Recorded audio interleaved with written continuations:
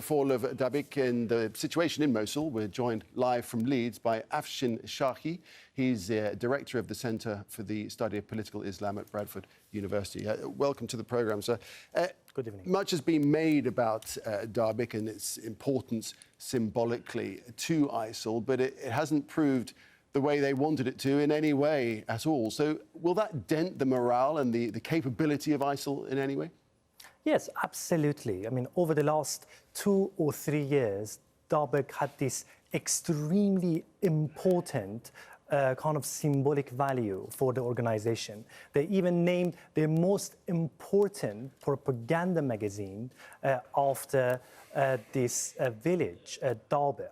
Dabiq was supposed to be a place where the final battle between the army of Islam and the army of Kuffar take place. So they have been banking on it symbolically and politically and religiously over the last 2 or 3 years. And now losing it, it means a lot symbolically. But of course, you have to remember, this is not the first time that ISIS, the organization, is facing a major challenge over the last 18 months. The organization has been facing a lot of difficulties. Now we're beginning to see factionalism. That means various segments of the organization competing with each other for supremacy has already kind of affected the ability the organization had once in 2014 and 2015. All right, so the fighting group has taken a big hit here, but now the focus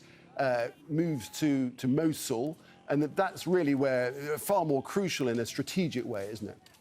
Yes, it's like geopolitically. I mean, this is the center of gravity for Daesh in Iraq, and if they lose it, this will be the beginning of the end of the organization, at least in the way that we understood it and we framed it since 2014. And you have to remember, the world started to notice Daesh. The world started to wake up to the reality of Daesh when they managed to capture that extremely important city, which is the second largest city in Iraq after Baghdad. So losing it not only has symbolic significance, but strategically and geopolitically, it can redefine them as an organization. So fundamentally, will this loss of territory weaken ISIL?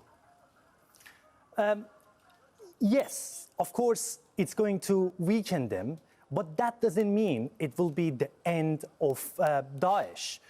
The loss of territory probably is going to make them even more dangerous. That means they no longer have to kind of define themselves within a very specific territory. That means they can broaden their operations across Europe and Asia and Africa. And you have to remember, even supposedly, if you could remove Daesh from Mosul tomorrow, or even from the entirety of the Syria, you're not going to change anything fundamentally, because Daesh is the symptom of the problem, not the cause of the problem. And the causes which paved the way to formation of an organization like Daesh or the so-called Islamic State are still there. And that is sectarianism. And that is kind of the demise of national consciousness in countries like Iraq and Syria. In a situation like that, even if you remove them entirely, unfortunately, the causes will stay there, and it can pave the way to formation of other similar organizations that are equally dangerous. Afshin Shahi, we do appreciate your perspective on this. Thanks very much indeed. Thank you.